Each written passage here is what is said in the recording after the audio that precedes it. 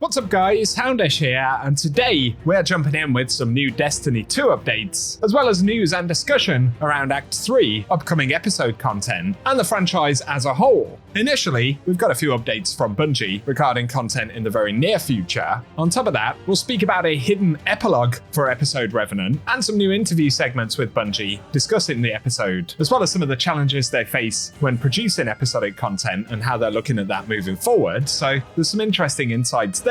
But we'll also touch on the discussion around a D1 remaster and a lot of requests for Destiny 3. And I guess, unfortunately, we'll be discussing why it's pretty unlikely that either of those things are going to happen at any point in the very near future, or indeed the possibility that they will never happen. So quite a few things to discuss today, guys. If you enjoyed the video, a rating below really does help us out. And now let's get into it. So to start with a couple of updates from Bungie, they say we've resolved an issue in which the Scorn Melodies Triumph wasn't progressing correctly, and players can now play all melodies on the fully repaired Scorgan to acquire this triumph.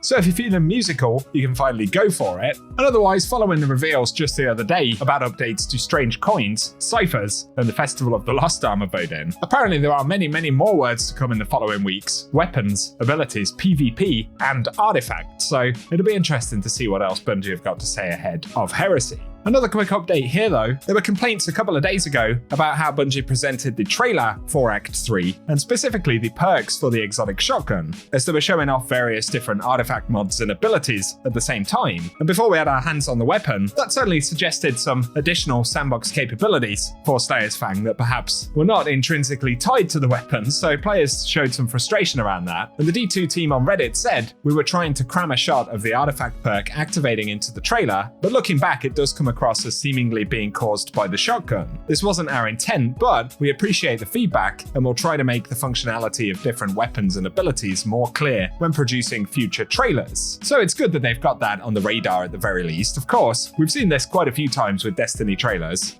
which tend to be pretty souped up. Of course, the trailer teams do a very good job, but in some instances, things can be potentially a little misleading, so we'll see how that maybe changes in the future. Something to discuss regarding the end of episode Revenant right here, but of course, most of it concludes in the Kell's Fall mission and the subsequent runs. But as folks have pointed out, there should be an epilogue with a Kell's Vengeance variant of Contest of Elders. A spoiler alert is necessary to an extent here, although this is displayed both in the triumphs in the game and via Bungie's press kit, but we have the triumph Vengeance Denied to complete the Kell's Vengeance run of the Contest of Elders. And from looking at Bungie's press kit, we can see one of the folders is called Epilogue, and it shows us an image of Skolas once again. So clearly Skolas is going to be one of the bosses for this Kell's Vengeance run of Contest of Elders. There was some expectation that this would drop on the first week of Act 3, but presumably it's going to be on a subsequent week. We know we're getting a game update next Tuesday, so we will more than likely see it then. On the subject of episode content though, recently Bungie spoke to Austin Wood, and Game Informer shared a few snippets of an interview with Bungie. So it's titled, "If your cake is trash, nobody wants to eat it," and it refers to Bungie dropping the exotic mission at a tough time for Destiny 2. But picking out the sections where they speak about episode content and how they're looking at it in the future,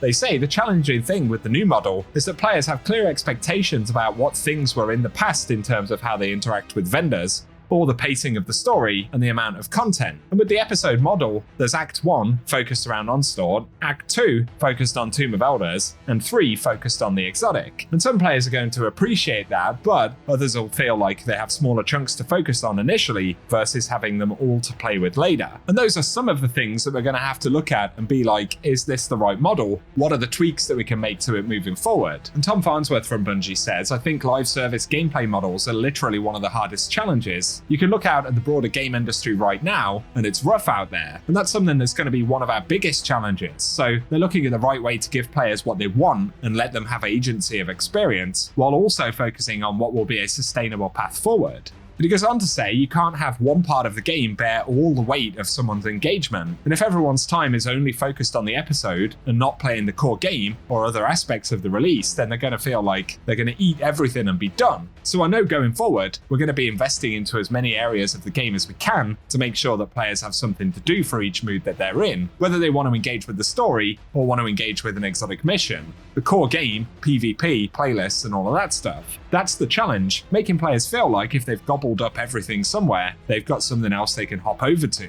And in a way, it's good to see that recognized, right? They didn't say it directly, but they've identified the fact that the core game has a lot of holes at the moment in terms of being able to continue to engage players. And obviously, it's important that Bungie focus on that as well. Also in the interview, they talk about characters and how they wanted to wrap up a bunch of the character arcs and hang in threads with the end of this episode, and that's sort of a focus for episodes throughout the year. So just a few things from that interview right there. They do touch on some other subjects like difficulty, so I'll link it down below if you want to check it out. Importantly though, I do think that Bungie developers are quietly identifying some of the problem areas without being too specific. Hopefully it will be the case that they have enough resources to tackle some of the issues in those areas, but time will tell. And here we can kind of segue into some of the discussion around a D1 remaster and D3. And a lot of players are saying Destiny 3 is absolutely necessary in order to continue to engage players. But on the subject of a D1 remaster, this conversation surfaced once again recently when the D1 tower got that automatic update, which added some unused assets from the Dawning to it. And DMG confirms that there were some unintended echoes in Destiny 1, but he said the focus for development is Destiny 2 and we'll continue to see updates and development for some time in this space. Plus added that D1 will continue to be available, but no content or updates are planned.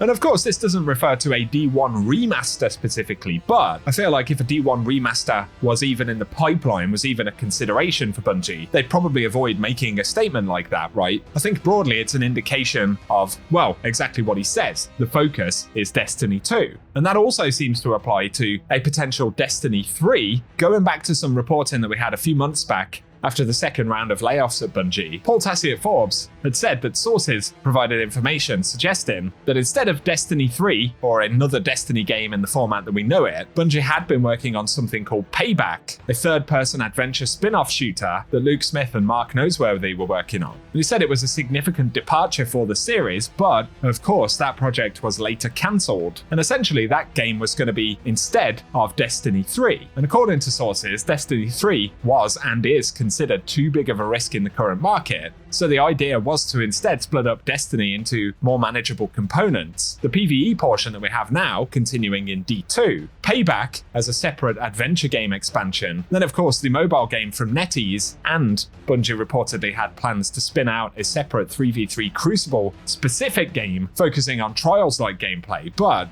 the indications from sources is that none of that is happening anymore, and that Destiny 3 was never in production in the first place. So obviously Bungie have Frontiers for Destiny 2 as well as Marathon, and those are going to be big focuses for the next year. And there was also a justification that one of the issues with Destiny as a franchise is that the player base was skewing much older than what the higher-ups at Bungie wanted to see, and that was a contributing factor in Bungie's decision not to focus on Destiny 3. So anyway, the point is that all of the indications are that Destiny 3 was essentially hardly even considered as a potential future title. They had instead focused on an action game which was later cancelled. And given what we know about restructuring at Bungie, the reduction in workforce, and the resources that were spent to both get Destiny 1 and 2 off the ground, which we should keep in mind also included additional studios from Activision back in the day when they were making Destiny 2. On that basis, and based on what we've heard, it's almost inconceivable that Bungie would be able to make a Destiny 3. And if they wanted a D3 to come out in a remotely timely fashion following up the conclusion of Destiny 2, that's something they would have had to already been working on many years back, right? Probably at least 3 or 5 years ago. And so if Bungie were to look at a Destiny 3 at this point, you'd probably be talking about Destiny 2 no longer receiving updates, and as a very bare minimum, a 2 or 3 year wait before a Destiny 3 would drop. So